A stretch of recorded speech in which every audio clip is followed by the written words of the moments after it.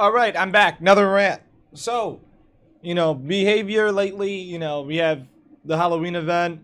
They drop a couple skins. They release the Attack of Titan right before the Halloween event. What the preference of this video is, it's not only just the new skins, timing of which they drop, but like characters being strong or perks being strong or skins being strong and then them getting nerfed. We'll talk about what I mentioned first about like the timing of when they drop skins, but first I need to talk about this. Like, for example, Crossu, most recent killer, everyone's like, this killer's super strong, right? When you as the casual player, we're gonna say you're a casual player, go and watch YouTube, you're gonna see a bunch of videos saying, oh, this killer's really OP, this killer's really strong. You're gonna go, oh, okay, it's worth buying then. They're good. I should invest my $5 or my time into getting the character. Eerie shards being your time. You then buy it with money, with shards, which either took time of working or time playing the game, and then they proceed to hard nerf them, right? Now, don't get me wrong, Cross is still really strong. I think weaker than Drac, still a really strong killer, definitely like outside the top 5 in the top 10. But she's a lot less than what she was. And I think there was another creator, I think, who made a video something around this, like Skull Merchant bait. It might have been Pixel Bush. And it's like, you nerf a character, you change a character, the time that people put into it is now lost, and their money is now lost. This is one of the less examples of it, because Crosser was only out for like a week before they started nerfing her. So like, yeah, most people probably didn't suffer all too much, or maybe some did. But when you compare it to other things in the game that have occurred, Dracula got his changes. It was more of a side grade, but like, now Dracula players have to now change the way they play. They might have enjoyed the character for the wolf mode, and now it's a lot worse. Then again, a lesser case. But when you look at like killers like Skull Merchant, like Sadako, Michael Myers, people have put thousands of hours, thousands of games into these characters. And when you then proceed to change them inherently, almost entirely differently from where they were before, like, what? I wasted all this time for what? It's you put all of this time, this money, this effort into learning and doing something to then get a hard change that you can no longer go back to. Michael Myers, I think hopefully they learned from their lesson, and they gave him an add-on that allows him to play the way he used to play before, which is good. I'm so glad that they did that. I think that is a good step and something they should be doing. Because what if I don't want to play new Myers?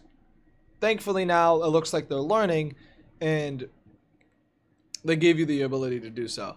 But even for future killers, unless it is something that is like such a significant change that it was necessary, like Trapper starting with his traps. If that was base kit, I don't think any Trapper player is going to go, man, I wish we can go back when the traps were scattered around the map.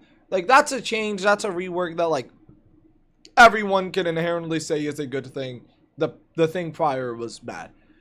But like, old Myers was fun. I enjoyed playing old Myers, and I'm not really someone who likes playing M1 killers, but I can imagine, people like the Cool Mike Show, people who played specifically like Jump Scare Myers, or like certain builds, like tier 3 builds, and now they can't, you just wasted all their time. Sadako being another example. She is so much more different than when she was on release. I used to play her a lot on release. I really liked the way she played. I know One Pump Willie also really liked the way she played. And then they changed her. And I took a break from the game, so when I came back, I lost like 15 to 20 games in a row. Like, fuck, like blown out. I was like, why this isn't how it used to be? And then I go on YouTube, I then now learn they changed the character, and I liked how she was before. Now I no longer play her. Then going on like into Night, I know they changed Night. I don't know how soon they changed Night, so this might be like a CrossFit situation where it's like not too much time was invested. But I played Knight for like 3 months, I think. And then I took a break. He came back. He was different. It's like, well, I liked his old style. You can argue, yes, the new one is significantly better. You're able to summon any guard like anytime you want. But I personally like the idea of managing my power. And then, like, you know, using the right guard at the right time. I felt that was fun to me. Like, it actually took thinking, and this game doesn't have a whole lot of that. But it's like you're wasting this time, your money, and then they're just fucking you.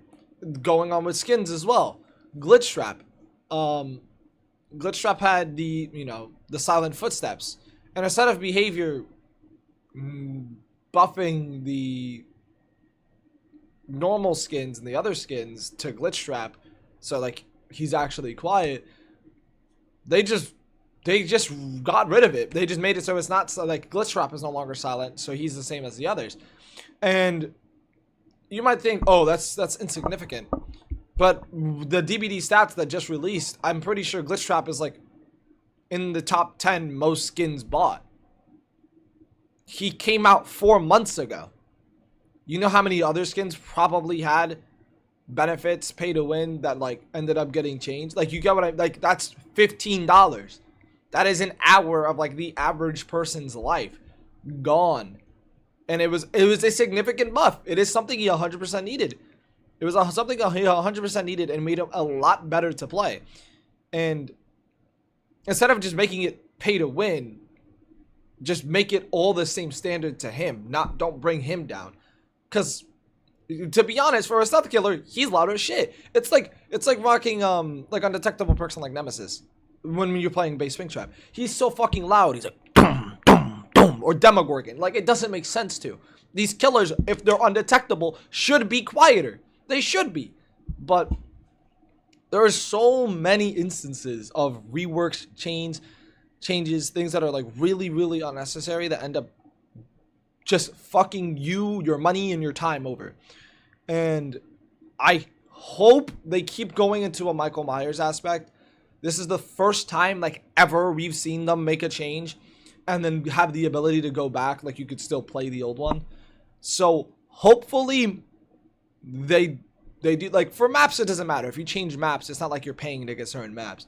But like with characters that you spend your time and your money on, it was very important that they keep at least the integrity of how the character is played. Michael is a completely fucking different killer. Had they not given him that add-on to play the way he played before, I think like half the Michael players would just stop playing him, maybe more. So hopefully with like the Trickster change I think we're getting in March, the like 15 billion Skull Merchant change that we probably get in the future, they either have an add-on that allows you to play the old way, or it's just a buff, not an entirely like rework. I think the only thing that should get reworked though is like if a killer is like genuinely so fundamentally weak that they can't keep up at all, which is why I understand like the Skull. I mean, then again, Skull Merchants right now, yes, is weak, but in solo, against solo queue, against how the game is supposed to be played, she does inherently fine. But like Trapper starting off with his traps, like that is something that should happen, and then you should not have an add-on to make it so the trap spawn on the floor, in my opinion. Like, I think that is something that is just inherently good that you should learn. But maybe they do, because maybe there's like some people who like rock Eerie Stone and bank on the random spawns of traps. So maybe they do make that an add-on. But I do like the way of having the ability to go back, and I think they have to make it an add-on. They can't, like, say hypothetically, like, on the character slot, you click the character and there's, like, 2 presets. That would be cool, honestly. That would be something, like, you can play the old or the new. I doubt they would do that, though. But, yeah, I mean, there's skins in the game that, or characters in the game that end up getting changed that really, like, mess you up. And, holy hell, why is the quality of this video so bad? I'm so sorry. But going back to the timing of skins, right after the shit show that Crossu was, we get Attack on Titan. Guys, you realize like the entire fucking community was just shitting on you guys. And then we get this bear skin as well.